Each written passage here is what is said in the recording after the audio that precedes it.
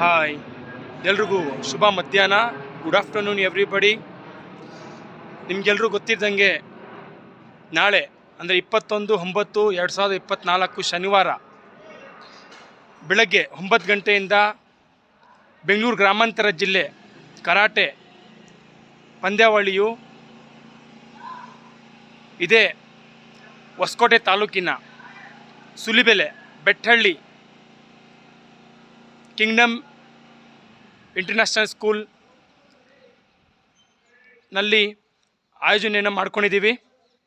ಈ ಜೊತೆಗೆ ಅದೇ ದಿನ ಮಧ್ಯಾಹ್ನ 1 ಗಂಟೆಗೆ ಪದವಿ ಪೂರ್ವ ಕಾಲೇಜು ಜಿಲ್ಲಾ ಮಟ್ಟದ ಕರಾಟೆ ಪಂದ್ಯಾವಳಿಯು